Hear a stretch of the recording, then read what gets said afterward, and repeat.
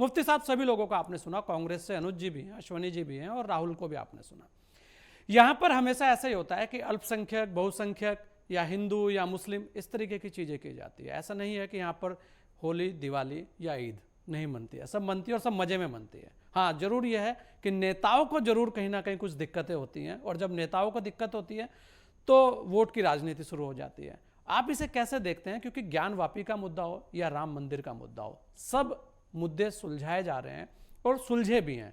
आपसी भाईचारा यहाँ सबसे पहले है, बाकी चीजें राजनीति तो चलती रहती है। जी गोस्वामी जी, अभी हमारे मित्र और बैठे हैं, स्वामी जी, और स्वामी जी से तो इसलिए मैं सबसे अंत में ले रहा हूं कि वो जरा सब लोगों को सुन के फिर तो आप ठीक ठाक एक जवाब देंगे। जी हमें पहले ले ले या हमें लेने, बात एक नहीं बोलिए जी। और देखिए, अनुज जी से ज़रा मैं थोड़ा क्षमा चाहते हुए कि थोड़ा हमारे मित्र हैं अनुज जी भी, अनुज जी बेचारे बड़े स्पष्टवादी हैं और लगातार बोलते रहते हैं चीजों को लेकर। जी देखिए, मैं बहुत बड़े क्लियर आज कहना चाहूँगा जब आपने ये बात कही है कि अहले दानिश ने बहुत सोच के उलझाया है। गैर मुमकिन है कि हालात की गुत्थी सुलझे। जी, जब बुद्धिजीवी, जैसे पिंदिया होती है ना वो सूत की, जी जब वो उलझ जाती है तो वो बड़ी मुश्किल से सुलझती है। हाँ, मैं अगर आज ये कहूँ कि आज़ादी के बाद 1947 के बाद बड़ा टाइम एक बड़ी पार्टी को मिला, यानी कांग्रेस को मिला। जी, मैं यकीन के साथ ये बात कह सकता हूँ अपने अनुभव की बेस पर कि उन्होंने कोई ऐसा काम नहीं किया कि जिससे राष्ट्र के अंदर एकता आती, भाईचारा आता, और हम ये भूल ही जाते कि हम हिंदू और मुसलमान हैं।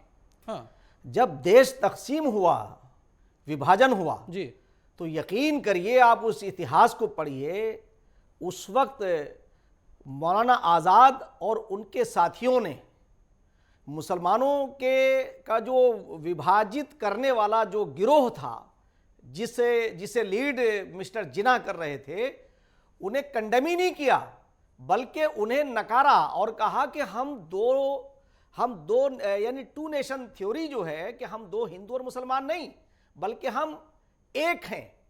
और मैं ये कहना चाहता हूं अपने इल्म के, अपने ज्ञान के आधार पर कि हम एक माँ बाप की संतान, एक ईश्वर का परिवार है।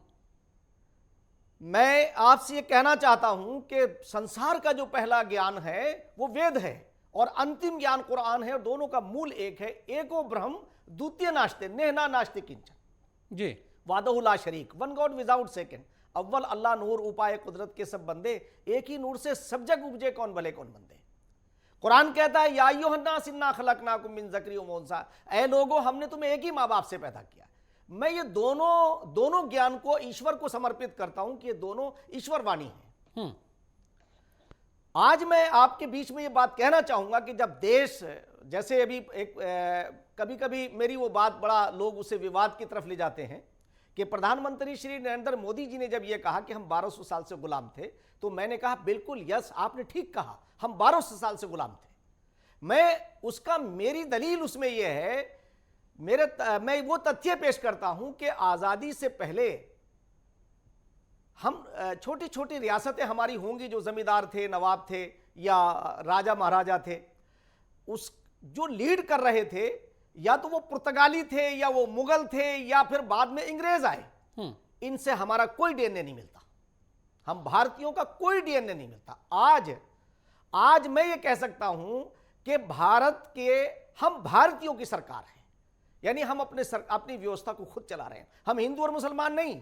हमने जब टू नेशन थ्योरी को रिजेक्ट किया हमारे पूर्वजों ने, तो ये कहा कि हम एक हैं। और हम इस दलील के साथ ये बात कहना चाहते हैं कि 1947 के बाद अगर 1949 के अंदर पंडित नेहरू और उनकी टीम अगर ये काम ना करती तो पता ही नहीं था लोगों को कि कहां अयोध्या है, कहां बाबरी मस्जिद है। मुगल यहां से जा चुके थे, दफन हो चुके थे, उनका नजरिया दफन हो चुका था।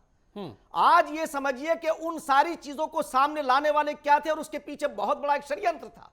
षड्यंत्र ये था कि ये सेकुलर नहीं थे, ये सेकुलरिज्म के नाम के ऊपर यहां बहुत देर तक और बहुत दूर तक हुकूमत करना चाहते थे। पर मुफ्ती साहब, आपके जैसे विचार जो आपके और भाई बंद हैं, बहुत सारे लोग, तो संजय वो भाई, क्यों नहीं मान पाते? जी आप ही से ले रहा हूं मैं भी मुफ्ती साहब। आपसे, मैं उनके बारे में भी आपसे बात करूंगा। हाँ। बस मुझे एक मिनट में पूरी कर दूंगा बात। हाँ मैं ये कहना चाहता हूं कि 1949 के अंदर बाबरी मस्जिद जो है उसमें उसका विवाद शुरू हुआ।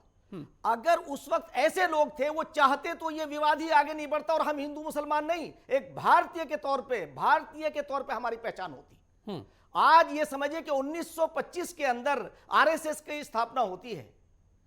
1919 में मुसलमानों ने अपने संगठन बनाए, वो संगठन आज घरों में प्राइवेट लिमिटेड बन गए। और आरएसएस के बारे में मुसलमानों को, ये आपके जरिए से कहना चाह रहा हूं, मैं मुसलमानों से ये कहना चाहता हूं कि आरएसएस का कोई सरसंचालक उनके परिवार से नहीं आया। और आपको एक बात और बीच में जरा सा मैं कह दूं संजय जी, कि जिस वक्त 2014 के अंदर प्रधानमंत्री श्री नरेंद्र मोदी जी आए और उन्होंने एक नारा दिया, सबका साथ, सबका विकास और सबका विश्वास। मैं आपको यह बताना चाहता हूं, क्योंकि मेरी बैकग्राउंड यह है कि मूसा अन्ना हजारे के मोमेंट का मैं फाउंडरों में से हूं। हम लोग एक व्यवस्था परिवर्तन के लिए आए थे। जब कांग्रेस का इतना करप्शन आ गया कि मुसलमानों को, तो उन्होंने तुष्टीकरण का जो लफ्ज है वो बिल्कुल सही इस्तेमाल किया गया है। यानी उन्हें दिया कुछ नहीं, उन्हें मुख्य धारा से काट दिया। मैं अगर बहुत सारी बातें आपको लगता है कि मुस्लिम विकास नहीं हुआ? मैं ये कहना चाहूंगा भाई साहब एक बात, बिल्कुल आपसे ही ले रहा हूं बॉस, आपसे ही ले रहा हूं। आप ये बताइए, आप ये कह रहे हैं कि उस दौरान जो मुस्लिम है उसका विकास नहीं हुआ? बिल्कुल नहीं हुआ। और आज आपको मैं बता रहा हूं, मैं बहुत सारे मुसलमान ये कहते हैं, जब मैं ये कहता हूं कि 2014 के बाद कोई भेदभाव नहीं हुआ, मैंने तमाम राष्ट्रीय चैनलों पे ये बात कही है और मैं यहीं से शुरू करता हूं कि इस सरकार के अंदर कोई भेदभाव किसी से भी नहीं हुआ। मुसलमान ही नहीं, देश की जितनी अकलियतें हैं या जो और जो ग्रुप हैं, वो एससी हो, एसटी हो, ओबीसी हो, उन सबका सम्मान हुआ है। तो मुफ्ती साहब, जो मथुरा विवाद है या ज्ञानवापी विवाद है, उस पर तो सबको साथ होकर, क्योंकि सबको पता है कि मथुरा जो है वो कृष्ण की धरती है। मैं उसे भी ये कहना चाहता हूं, मैंने ये बात अभी तमाम राष्ट्रीय चैनलों पे जो ये अभी ज्ञानवापी का हुआ, अगर आपके संज्ञान में आया हो, हाँ जी। तो मैं कहना चाहता हूं, मैंने ये कहा है, और ये मैं नहीं कह रहा हूं, मैं इस देश के उन विद्वान, जो मुसलमान विद्वान है और हिंदू विद्वान है, अन्य धर्मों के धर्माचार्य, उनके साथ बैठ करके हमने कहा हम बैठ के बात करना चाहते हैं। उस जगह पर अल्लाह की, ईश्वर की, उस मालिक की इबादत नहीं हो सकती जो किसी की छीनी हुई जगह हो या नाजायज तौर से उस पर बनाया गया हो। अगर ये तथ्य निकल करके आते हैं, तो लेकिन लगातार विवाद चल रहे हैं, आप भी देखेंगे।